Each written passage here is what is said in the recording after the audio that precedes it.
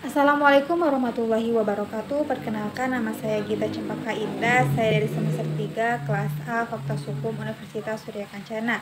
Di sini saya akan memenuhi tugas yang diberikan oleh Bapak Dr. Haji Dedi Mulyadi SHMH dengan asisten dosennya yaitu Bapak Dr. Muhammad Rendi Aridayandi SHMH dengan tugas yaitu mereview jurnal Hukum Administrasi Negara pada pertemuan ke-12.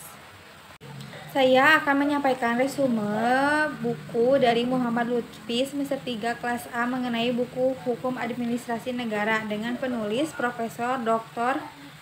M.R.S. Prajudi Atmosudirjo, diterbitkan pada tahun 1994, penerbit Galia Indonesia, Kota Terbit Jakarta, dengan pembahasan dalam bab 14 beberapa catatan tentang hukum tata pemerintahan. Mr. Dr. Andes E. Utrecht dalam bukunya mula-mula memiliki istilah hukum tata usaha Indonesia atau cetakan kesatuan, seperti juga Mr. W. F. Prince dalam terjemahan bukunya In Leading in Head Administrative Reform Indonesia memilih istilah yang tersebut belakangan itu. Sesuai dengan ajaran Profesor Mr. Prajudi Atmosudirjo, bekas Ketua Lembaga Administrasi Negara dalam pasarannya untuk Munas Persahi dalam bulan Agustus tahun 1972 di Prapat Saudara Sarono SH. Memakai istilah peradilan administrasi negara, dan jauh sebelum itu Mr. Wirojono Projodikoro, bekas Ketua Mahkamah Agung, dalam satu karangan di dalam majalah Hukum tahun 1952 nomor 1, Lingkungan HTP atau Teori Residu van Vollenhoven, tentang isi dan pembahasan HTP itu secara tegas berulah pada tahun 1926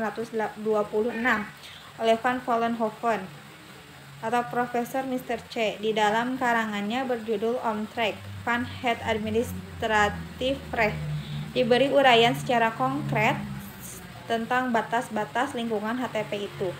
Dalam skemanya itu menyajikan pembidangan seluruh materi hukum itu secara terperinci sebagai berikut. Yang pertama, hukum tata negara atau bisa disebut juga material, meliputi pemerintahan, peradilan, kepolisian, perundang-undangan. Hukum yang kedua, hukum perdata atau material. Yang ketiga, hukum pidana atau material. Yang keempat, hukum tata pemerintahan, material dan formal, meliputi hukum pemerintahan dan hukum peradilan.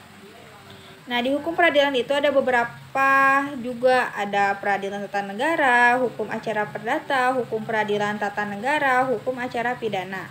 Perbatasan bidang HTP dengan bidang-bidang hukum lain dengan meninjau lukisan dalam skema van Vollenhoven berdasarkan teori residunya, kita dapat menelaah lebih jauh pembatasan segi HTP dengan segi-segi hukum lainnya.